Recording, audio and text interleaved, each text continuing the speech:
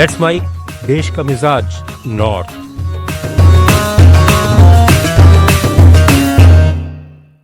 देश का मिजाज, आइए जानते हैं भारत के उत्तरी राज्यों की आज की अहम खबरें। राजस्थान के निजी अस्पतालों द्वारा आरजीएचएस के तहत इलाज बंद करने की घोषणा पर पूर्व मुख्यमंत्री अशोक गहलोत ने राज्य की भाजपा सरकार पर निशाना साधा है। गहलोत ने कहा कि निजी अस्पतालों की यूनियन आरएएचए ने अखबार में विज्ञापन देकर 15 जुलाई से आरजीएचएस के तहत इलाज बंद करने की घोषणा की है।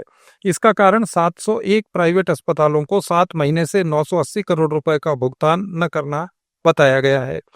गहलोत ने कहा कि अस्पतालों को भुगतान नहीं किया जा रहा और एक जनहित की बेहतरीन योजना को भाजपा सरकार बर्बाद करने पर आमादा है। राजस्थान के जैसलमेर के पोखरण में 2 भाइयों और 2 बहनों की पानी से भरे एक गड्ढे में डूबने से मौत हो गई। पुलिस का कहना है कि ये बच्चे खेलते समय बारिश के पानी से भरे गड्ढे में गिर गए। गड्ढा मिट्टी निकालने के लिए खोदा गया था। उत्तर प्रदेश के प्रयागराज जंक्शन पर मानसिक रूप से विक्षिप्त व्यक्ति ने एक रेलकर्मी पर रॉड से हमला कर दिया और उसे बचाने आए आरपीएफ के एक जवान को घायल कर दिया। बाद में आरपीएफ के जवानों और यात्रियों से घिरता देख इस व्यक्ति ने प्लेटफॉर्म पर प्रवेश कर रही पूर्वा एक्सप्रेस के नीचे छलांग लगा दी, जिससे कटकर उसकी मौत हो गई। इस घटना में एक रेलकर्मी की भी मृत्यु हो गई है। उत्तर पूर्वी दिल्ली के जाफराबाद इलाके में एक व्यक्ति ने 2000 रुपए के कर्ज को लेकर हुए विवाद के बाद एक व्यक्ति की चाकू मारकर हत्या कर दी। अमरनाथ गुफा के लिए 7307 तीर्थयात्रियों का नया जत्था आज जम्मू के भगवती नगर आधार शिविर से रवाना हुआ। अभी तक लगभग 1,28,000 तीर्थयात्री पवित्र गुफा मंदिर में दर्शन कर चुके हैं।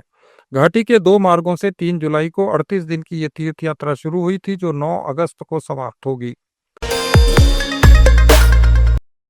हरियाणा में अवैध ऑनलाइन जुआ और सट्टेबाजी से लोगों को ठगने से जुड़े एक मामले में एक कंपनी की 284 करोड़ रुपए से ज्यादा की एफडी और शेयरों के लेन-देन पर रोक लगा दी गई है। ईडी ने एक बयान में कहा कि 2 दिन तक हरियाणा के गुरुग्राम और जींद में Probo media technologies private limited नाम की फर्म सहित उसके 2 निदेशकों के 4 परिसरों में छापेमारी की गई। हरियाणा में झज्जर के पास 4.4 तीव्रता का भूकंप आया, जिसके झटके दिल्ली एनसीआर में भी महसूस किए गए। राष्ट्रीय भूकंप विज्ञान केंद्र ने बताया कि भूकंप का केंद्र झज्जर से 3 किलोमीटर उत्तर पूर्व और दिल्ली से 51 किलोमीटर पश्चिम में जमीन से 10 किलोमीटर की गहराई में था। भूकंप के झटके सुबह 9:04 पर महसूस किए गए। इलाहाबाद हाईकोर्ट की लखनऊ पीठ ने प्रदेश के प्राथमिक स्कूलों के विलय के खिलाफ दाखिल जनहित याचिका को खारिज कर दिया है। याचिका का विरोध करते हुए राज्य सरकार की ओर से आपत्ति उठाई गई कि मामले में उठाए गए मुद्दे पहले ही सीतापुर के 51 बच्चों की याचिका में निर्णीत कर दिए गए हैं। कांग्रेस के वरिष्ठ नेता और सांसद शशि थरूर ने इमरजेंसी की निंदा की और इसे काला अध्याय बताया। कांग्रेस सांसद ने कहा कि आज़ादी कैसे खत्म की जाती है ये लोगों ने 1975 में देखा, लेकिन आज का भारत 1975 का भारत नहीं है।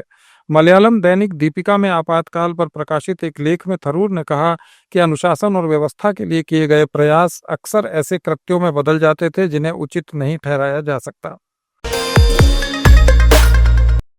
गृह और सहकारिता मंत्री अमित शाह 17 जुलाई को जयपुर आएंगे। वे जयपुर में सहकार सम्मेलन का उद्घाटन करेंगे। संयुक्त राष्ट्र महासभा ने 2025 को अंतर्राष्ट्रीय सहकारिता वर्ष घोषित किया है। केंद्र ने राज्यों को सहकारिता में 54 टास्क दिए हैं। इसी के तहत राजस्थान में सहकार सम्मेलन आयोजित किया जा रहा है।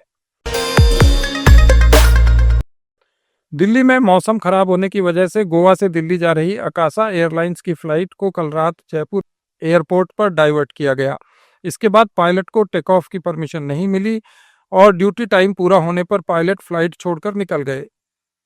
इसकी वजह से बड़ी संख्या में यात्रियों को जयपुर हवाई अड्डे पर परेशान होना पड़ा। हिमाचल प्रदेश के मुख्यमंत्री सुखविंदर सिंह सुक्खू ने आज प्रदेश के भाजपा सांसदों से वन भूमि पर आपदा प्रभावित परिवारों के पुनर्वास के लिए केंद्र सरकार की मंजूरी प्राप्त करने में सक्रिय रूप से मदद करने का आग्रह किया। आप सुन रहे थे let's mike more than radio. Follow कीजिए हमें हमारे सोशल मीडिया प्लेटफॉर्म्स पर।